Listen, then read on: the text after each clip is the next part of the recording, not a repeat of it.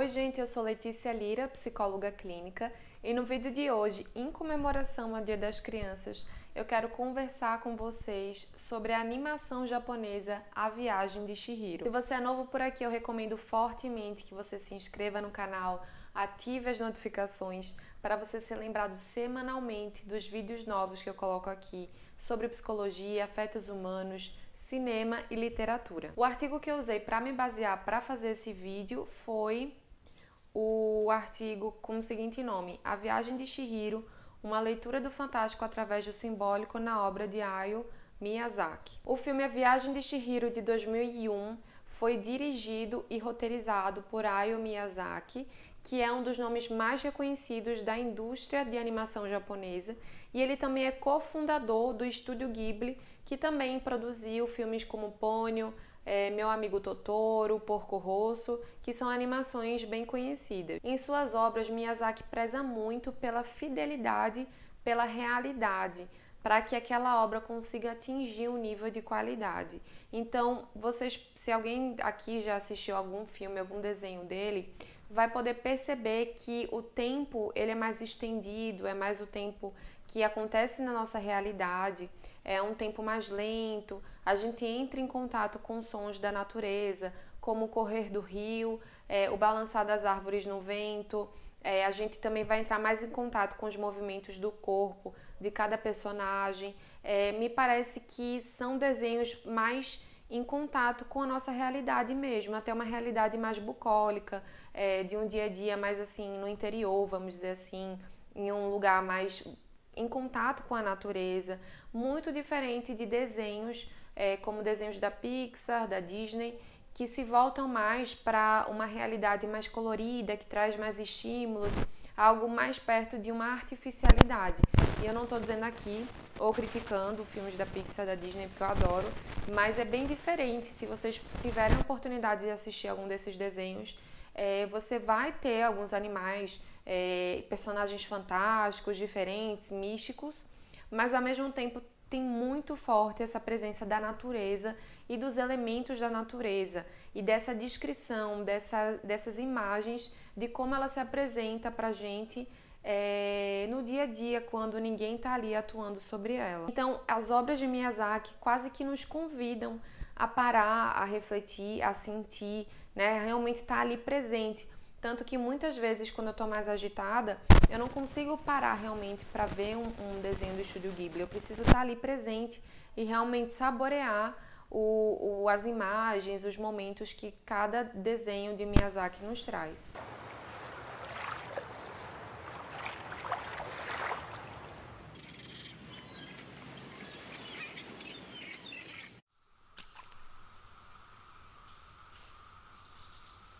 E um traço muito forte das suas obras é que o Miyazaki sempre trabalha com as consequências trazidas pelas ações do homem sobre a natureza, como, por exemplo, a exploração dos elementos naturais, poluição ou os males causados pela guerra, né, que vem de ações humanas. Então, ele procura trabalhar muito essa relação entre a natureza e as atitudes e ações humanas e as consequências dessa relação. Além disso, ele trabalha com as consequências de atitudes, de escolhas, de ações humanas para a própria pessoa, no individual e no coletivo, falando de valores humanos mesmo.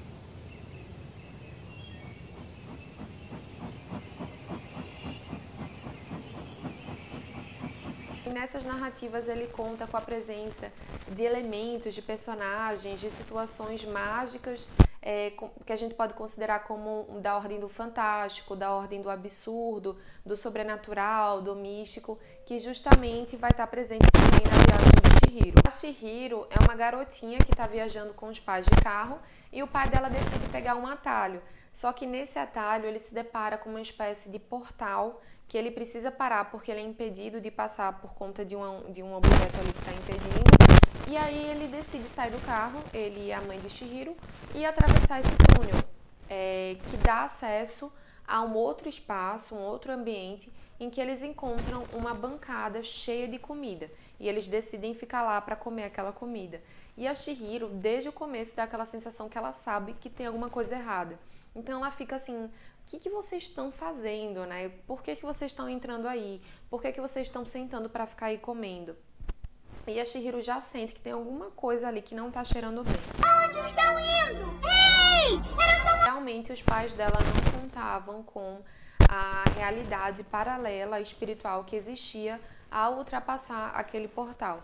Então eles se deparam com outro mundo que ao anoitecer se transforma no mundo mágico, no mundo espiritual que está ali paralelo à realidade deles. Então quando anoitece, os pais da Chihiro que estavam ali comendo a comida que estava disponível para eles se tornam porcos, se transformam em porcos, e a Chihiro se desespera, claro, né? Imagina, você vê ali teus pais se transformando em porcos, é óbvio que você vai entrar num estado de desespero. Então, o que ela pode fazer para conseguir libertar os pais desse estado? Ela se submete a trabalhar numa casa de banho que existe nesse mundo em que ela está. E essa casa de banho, ela é coordenada, ela é mandada, tudo que é feito ali é mandado por uma bruxa chamada Yubaba. E aí ela se submete à proposta da Yubaba, que é: vou roubar seu nome, você vai esquecer do seu nome e você vai trabalhar para mim na minha casa de banho. Só assim você vai poder ter a oportunidade de libertar seus pais. A partir daí, a Chihiro vai se deparar com uma jornada de desafios que conta com a presença de personagens, de situações sobrenaturais, místicas, como dragões, espíritos, bruxas, né, que são elementos que estão presentes no folclore japonês. O artigo que eu citei no início, ele nos fala que a viagem de Chihiro pode ser considerada como uma obra do fantástico maravilhoso, do gênero fantástico maravilhoso. E aí, por quê, né? Por que ela é considerada fantástico maravilhoso? Porque o fantástico ele remete justamente a essa relação entre aquilo que está na realidade e aquilo que é imaginário. E em Viagem de Chihiro a gente vê essa relação entre a realidade paralela em que ela estava com os pais viajando no mundo real e a outra realidade em que existe o mundo mágico dos espíritos, em que existem seres sobrenaturais que não são questionados em nenhum momento, em que eles simplesmente existem ali. Então a gente pode classificar como fantástico e maravilhoso porque remete ao que geralmente está muito presente nos contos de fada, que são animais que falam, né? São certas situações absurdas que acontecem ali e que também não é questionado, que simplesmente é aceito por fazer parte de um mundo muito mais amplo, né, com questões muito mais amplas. E voltando para o início, quando eu disse que Miyazaki trabalha bastante essa relação entre a natureza e a ação humana, a gente pode perceber isso em alguns pontos da Viagem de Chihiro, que eu vou trazer para vocês alguns recortes para retratar isso. Tem um momento em que um deus chamado de Deus Fedido, ou Deus do Rio, ele surge na casa de banho da Yubaba com o objetivo de se banhar, de se purificar. Então ele chega lá todo coberto assim de lixo, de decreto humano, e visivelmente tem coisas assim como se fossem objetos de restos assim humanos mesmo, né, como uma geladeira, outros objetos. E ele chega ali e se purifica na água, e quando ele sai da água, ele se torna um dragão, né? Ele assume um formato de um dragão. Então ali a água representa um elemento que purifica, que renova, que traz um renascimento. E a poluição que estava no Deus do Rio antes dele entrar na água para tomar banho, também demonstra as atitudes humanas frente à natureza, né, como os nossos rios. Do quanto as pessoas jogam lixo, jogam decretos humanos sem se importar como isso vai reverberar no nosso dia a dia. E é importante ressaltar que, diferente da cultura ocidental, que relaciona o dragão ao elemento fogo, na cultura oriental o dragão é muito relacionado, assimilado à água. E a água representa justamente essa questão da purificação, renovação espiritual e corporal. Além disso, o dragão na cultura oriental é considerado uma manifestação de uma divindade. E no Japão existem 4 distinções de dragões conhecidos pela cultura popular japonesa, que é o dragão celeste, pluvial, terrestre, aquático e subterrâneo. O deus do rio era um deus aquático por se relacionar com o rio, e também era considerado um dragão pluvial, por se relacionar com a chuva. E talvez vocês lembrem que o Haku, que vai orientar o Chihiro desde o começo, em que anoitece, em que ele percebe que tem uma humana ali naquele mundo, ele é ali o aprendiz da bruxa Yubaba, e ele também assume em alguns momentos a forma de dragão. Ele tem uma semelhança com o deus do rio, porque ele é um dragão também terrestre aquático, por estar passando por aquele rio, protegendo o Chihiro, por estar alimentando, né, essa imagem de protetor do rio. Mas ele também pode ser considerado um dragão celeste, que é um dragão que representa a vida, a vegetação, a renovação cíclica, e também se relaciona muito com a cor verde, que é justamente a cor dos olhos de Haku. E vocês podem lembrar que quando Haku leva Chihiro para os pais dela, eles também entram num lugar que tem muitas flores, muita vegetação, que lembra também a primavera, que se relaciona com esse dragão. Então, ambos dragões, né, tanto o deus do rio quanto o Haku, representam a proteção e a regeneração. Outros elementos interessantes do filme são espíritos sem rosto, sem formato, sem definição. Alguns andam com papel cobrindo o rosto, outros andam sem máscara mesmo. E entre eles tem o chamado sem rosto, que é uma espécie de uma sombra assim, indefinida, que usa uma máscara que não tem nenhuma expressão, e por isso ele é chamado de sem rosto.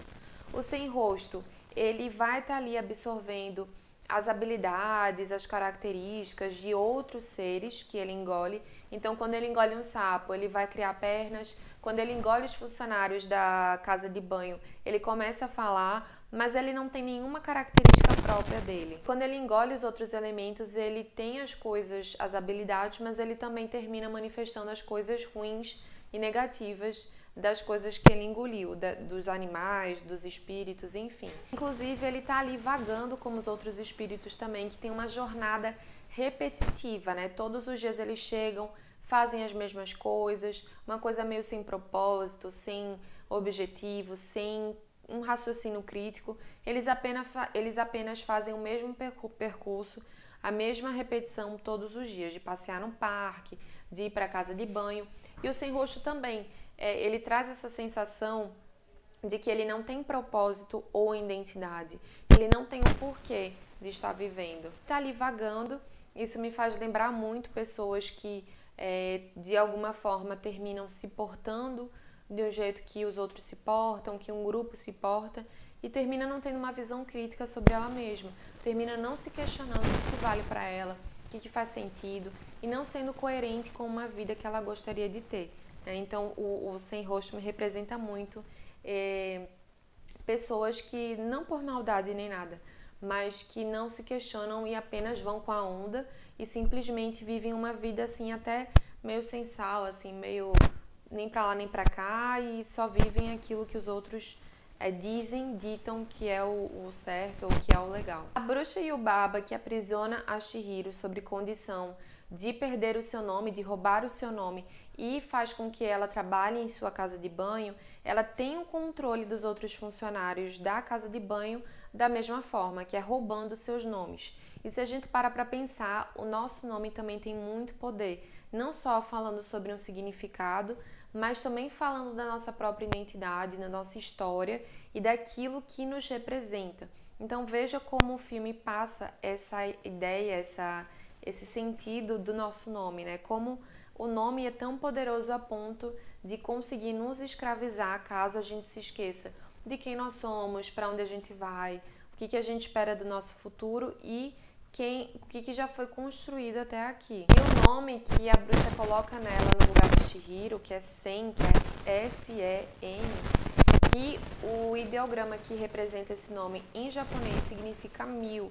E o artigo traz outra hipótese que eu achei bem legal, que é o quanto a Chihiro ela se modifica no final do filme e ela literalmente não é a mesma do começo, e como esse nome 1000, esse significado que o Sen representa, pode também acolher o significado das inúmeras possibilidades de quem a Chihiro poderia se tornar diante desse esquecimento do seu próprio nome, da sua própria identidade e da sua própria existência. E com certeza aí existem inúmeros outros significados, sentidos e símbolos que a gente pode encontrar nesse filme maravilhoso que é A Viagem de Chihiro.